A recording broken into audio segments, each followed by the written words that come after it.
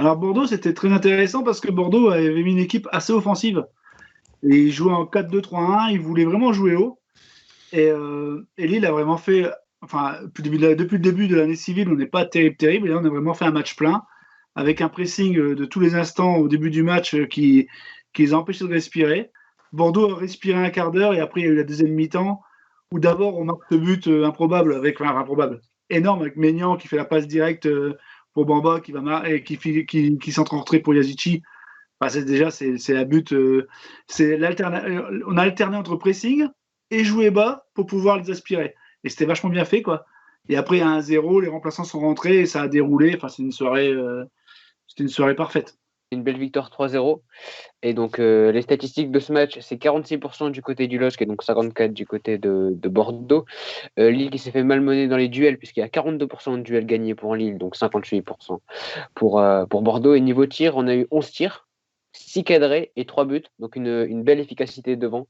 C'est vraiment le festival de la plus belle passe décisive sur ce match, parce qu'on a eu, Christophe a évoqué la première, on a vraiment d'abord l'avant-dernière passe, qui est un dégagement lumineux de Maignan. Bamba, qui est fort d'abnégation, qui fait un centre très magnifique. Sur la deuxième, c'est l'altruisme absolu. On a une passe superbe d'Araujo, qui aurait très bien pu marquer tout seul, mais qui assure vraiment un caviar à Wea.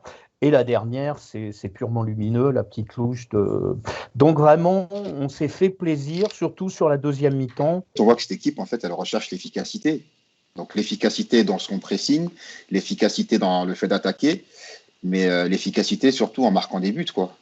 C'est une équipe qui, habituellement, part souvent de derrière. Et on voit qu'effectivement, là, sur une action où Mike il a la clairvoyance et après la justesse technique de tenter quelque chose qui est pas évident, parce qu'en tant que gardien, c'est quelque chose, honnêtement, dont on rêve. Honnêtement, récupérer un ballon sur une sortie, sur une frappe ou quoi, et envoyer un attaquant au but, c'est vraiment quelque chose qu'on rêve de faire, qu'on fait souvent à l'entraînement. Mais en match, il y a toujours un truc qui se passe, soit le joueur loupe, soit la passe. Voilà. Donc tout ça a été très très bien fait. Au-delà des buts, une fois de plus, je prends du plaisir à voir jouer cette équipe. Et ouais, je les trouve rafraîchissants, et ça depuis un moment. Donc ça a été un beau match en tout cas. Ouais. Ouais, j'ai une question justement sur Mike Maignan. Tu l'as accueilli quand il est arrivé au LOSC, si je dis pas de bêtises. Ouais. Est-ce que quand il est arrivé et que tu étais gardien avec Vincent Enyama, est-ce que vous avez vu tout de suite son potentiel ? Il y avait cette forme d'ambition. Maintenant, il fallait qu'elle se traduise sur le terrain. Donc, quand on arrive dans un club, on s'adapte un petit peu au niveau des gardiens qui travaillent avec le groupe. Donc, il s'est rendu compte aussi un petit peu qu'il y avait peut-être une méthode de travail qui était peut-être différente. Il s'est rendu compte aussi que vraiment que nous, on était vraiment dans un modèle familial en tant que gardien, c'est-à-dire que on était vraiment avec Jean Buté qui était là. On faisait le quatuor de gardiens pour l'équipe et on était, alors certes tous derrière Vincent pour les matchs, mais qui avait vraiment une bonne ambiance. Il a su saisir sa chance surtout. Et dans un premier temps, cette première saison où il est arrivé, puisqu'il a fait quand même quelques matchs, et surtout c'est quelqu'un qui est resté dans l'échange, parce qu'il est arrivé dans un groupe où en fait il y avait deux gardiens qui étaient là et qui étaient bien plus âgés que lui. Donc du coup, c'était un petit peu, avec Jean, c'était un petit peu les petits frères par rapport à Vincent et moi. Déjà, on va quand même rappeler que là, il y a une série de 6 victoires consécutives pour le LOSC. Donc c'est quand même, il n'y a que Monaco qui fait mieux, avec 7 victoires, il me semble. C'est déjà un rouleau compresseur, comme vous l'avez dit. Et ce que je regrette un peu, moi, sur le match de Bordeaux, et c'est également, c'est un peu plus simple sur Nantes, mais c'est un très gros début de match qui ne se transforme pas au tableau d'affichage. C'est-à-dire que on rentre à la pause, il y a encore 0-0 entre le LOSC et Bordeaux. On va me dire, je suis extrêmement exigeant, 0-0 en une mi-temps, c'est pas une catastrophe. Mais quand on regarde le premier quart d'heure, on a quand même envie de se dire que là, il faut faire fructifier ce premier quart d'heure, quoi. Il faut faire douter les Bordelais assez rapidement. En ce qui concerne Mike, je pense que j'en ai assez parlé et j'ai été clair. Après, s'il écoute, il va demander une augmentation, donc il vaut mieux pas trop. Ce serait pas le moment, hein, parce qu'apparemment, j'ai entendu qu'on discute plus pour des baisses que pour des hausses, mais bon. Justement, on voudrait pas le mettre en porte-à-faux par rapport à la stratégie du club. Pour la première mi-temps, pareil, là, pour le coup, il devait vraiment enfoncer le clou, 1-0 à la mi-temps, on reste vraiment sur notre fin. Et on s'est fait une petite frayeur parce que Nantes a quand même une réaction d'orgueil. Et c'est même la première fois depuis un moment qu'on a été un moment mis en péril défensivement en deuxième mi-temps. Il y a un sauvetage d'André, il y a un arrêt Neuer-rien, je fais un néologisme, hein, la Neuer de Maignan qui est vraiment splendide. Et heureusement qu'on enfonce le clou parce que je pense que là, pour le coup, si on n'était pas rentré les 3 points, avec les 3 points de Nantes, c'était vraiment très frustrant, quoi. On a 57% de possession de balles. On a malmené Nantes puisqu'on a gagné au niveau des duels, 54% de duels remportés. Par contre, au niveau des tirs, c'est 15 tirs, mais seulement 3 cadrés. Donc, c'est dommage. 20% de réussite, du coup. Nantes était beaucoup moins joueur que Bordeaux. Ils ont un système, comme disait Georges, qu'on a déjà vu en équipe de France, hein, le 4-1, 4-1. Pour se faire chier, c'est comme l'idéal, quoi. Il ne se passe rien. Donc, première mi-temps, on a bien joué. Deuxième mi-temps, je trouve qu'on est un peu tombé dans leur jeu. Enfin, c'est-à-dire qu'on a trouvé ça facile, je ne sais pas pourquoi, mais on a arrêté de jouer. Et il y a cette action lumineuse à la fin, quand même, avec Léa, Sanchez et David, qui est quand même, elle est magnifique, cette action, qui joue à 100 à l'heure et qui prouve que quand on joue à ce niveau-là, Nantes ne peut pas suivre, quoi. C'était intéressant de revoir Renato et de le voir plus haut, de savoir en conférence de presse pourquoi il avait joué plus haut en deuxième attaquant. C'était aussi l'occasion de faire tourner pas mal de monde. On a vu aussi Wea. Et puis, je trouve aussi, et c'est vraiment un truc à mettre en avant, parce qu'on l'a énormément critiqué en début de saison, c'est la confiance retrouvée de Jonathan David. J'ai l'impression qu'on est enfin en train de voir le vrai Jonathan David, celui qui, sur le premier but, montre toute la confiance qu'il a et qu'il est en train de retrouver, parce que ce placement-là, un bon attaquant, il est placé à cet endroit-là, mais on sent que c'est un attaquant en confiance. Puis, vous le disiez aussi, Mike Maignan en pleine confiance, il a 2 arrêts à faire par match, il est fait. Je crois que Steve, ça va me confirmer mon avis, mais les grands gardiens, on a posé la question aussi à Galtier là-dessus, les grands gardiens, ils sont là quand ils ont une action ou deux à faire dans le match, ils s'ennuient le reste du temps. Ils sont quand même là parce qu'ils sont toujours concentrés. Et là, sur ces 2 matchs, Mike Maignan, il était mis à contribution, 2-3 fois par match, et il était là. Donc c'est vraiment, il y a des valeurs sûres un peu à chaque poste, et c'est intéressant de voir ça. Le deuxième but dans la construction, il est magnifique. Pareil, hein, c'est un but des buts comme ça, on travaille beaucoup de schémas à l'entraînement, de passes, 1, 2, 3, avec des évolutions. Et c'est vrai que lorsqu'en match, on arrive à réaliser ce genre de déplacement et puis que ça finit par un but, bien sûr, ça a été un plaisir. Alors, Steve, j'ai une question aussi en tant que pour les entraîneurs de gardiens. Christophe Galtier a expliqué que c'était aussi son apprentissage et sa maturité. Ça venait aussi par rapport au nombre d'entraîneurs de gardiens qu'il avait eu et qu'en fait, ils avaient tous apporté quelque chose au jeu de Mike Maignan. Mike, il s'entraîne à Lille, il s'entraîne en équipe de France. Maintenant, s'entraîner en équipe de France, ça veut dire s'entraîner avec Loris, s'entraîner avec Mandanda, s'entraîner avec Franck Raviot, avoir des joueurs de stature internationale, même si certains ont évolué avec lui à Paris auparavant. Donc, il y a tout ça qui rentre en ligne de compte. C'est un ensemble, c'est vraiment un ensemble. Alors, c'est vrai que chaque entraîneur de gardien apporte sa petite pierre à l'édifice parce que chacun a ses méthodes, chacun on a tous une vision du poste qui est différente. Que pense Steve de Christophe Galtier dans la façon de jouer et aussi de vivre ensemble l'équipe?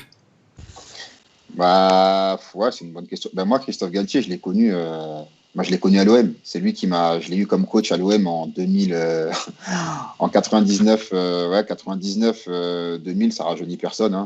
Je vois toujours le même mec qui a toujours cette façon d'être il vit le foot dans la joie et dans la gaieté, en fait.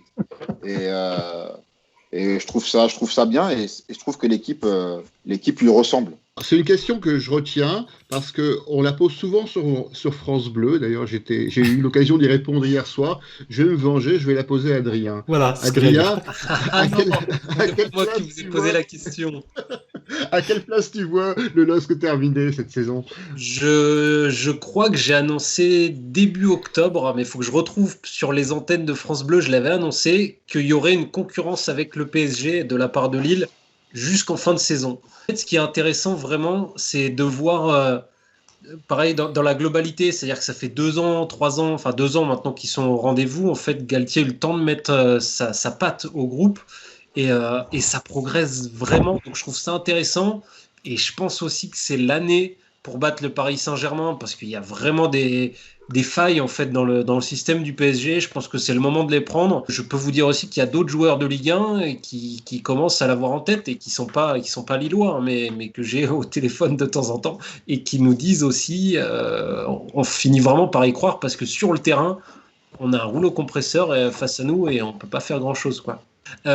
Pour moi, il va la jouer au début. Christophe Galtier a décidé de la jouer au début sans forcément avoir noté vraiment la fin et le trophée. Un truc un peu hybride qui nous attend demain. C'est-à-dire il joue une faible équipe de Dijon, il va faire tourner légèrement son effectif, mais en même temps il veut continuer de gagner parce qu'il a peur que la dynamique se casse un petit peu, que ce soit le grain de sable qui perturbe un peu la fin de la saison. Donc je pense qu'il y a obligation de résultat. L'avantage est que ce soit Dijon en face. Mais je ne suis pas sûr qu'il va la jouer vraiment jusqu'au bout s'il élimine l'Ajax en tout cas. Moi, je suis juste supporter, je ne suis pas préparateur physique, donc j'ai envie de dire, en bout limite, mon supporter, j'ai envie de tout gagner, quoi. Tout est à prendre. Maintenant, évidemment, j'imagine qu'il pense aux échéances. Enfin, je trouve qu'il y a une gestion sympa. Préparer Sanchez et Soumaré ensemble, ça me paraît très intelligent dans la perspective de ce qui est à venir. Donc moi, ouais, quoi, j'ai envie de les voir gagner comme d'habitude, j'ai presque envie de dire, sachant que bon, il y a 2 coupes à jouer, si c'est pas celle-là qu'on gagne, je ne serai pas inconsolable, quoi. Il y a 3 compétitions, il reste à jouer. Le but du jeu, en gros, pour lui, c'est d'en jouer deux à fond. Maintenant, lesquels jouer à fond, ce sont les résultats qui vont les dicter. Et je pense que là où je trouve que c'est intelligent, c'est qu'à un moment donné, je pense qu'il va responsabiliser certains joueurs. Et en fait, ce sont les joueurs qui vont donner à l'entraîneur du poids dans les décisions, mais dans le fait de faire tourner ou pas. Parce qu'à un moment donné, demain, de faire rentrer certains joueurs qui ne jouent pas beaucoup, ça va leur permettre aussi de s'exprimer. Maintenant, ce qui n'est pas évident, c'est d'avoir un état d'esprit et de se mettre à la hauteur des joueurs qui jouent tous les week-ends. En tout cas, je pense que certains joueurs ont une carte à jouer et c'est intéressant pour eux parce qu'il faut aussi maintenir les joueurs qui jouent moins ou pas. Il faut quand même les maintenir au quotidien déjà par rapport aux entraînements, mais les maintenir aussi en leur donnant un peu de visibilité dans des compétitions. Je pense que là, on peut sortir un vrai carton rouge sur l'organisation en elle-même, parce que prévenir 10 jours avant des clubs amateurs qui ne peuvent pas aller jouer le soir, qui savent même pas quand ils pourront s'entraîner, qui n'ont pas fait de sport depuis plusieurs semaines. Moi, j'ai des coachs de la région qui me disaient...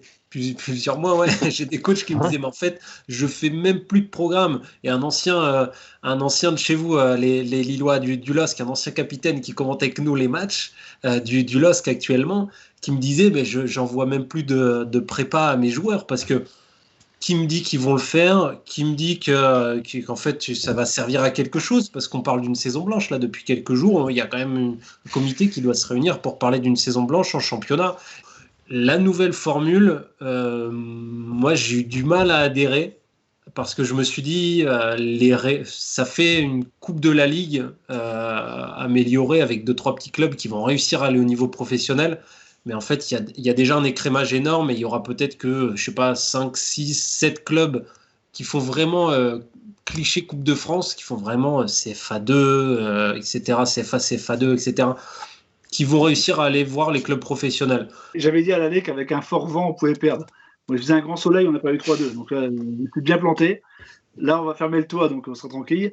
Non, Brest, c'est une équipe qui est intéressante. Franchement, c'est beau à voir. C'est une belle équipe. J'aime beaucoup, c'est l'état d'esprit. Même s'ils perdent 4-2 contre Metz, ils jouent.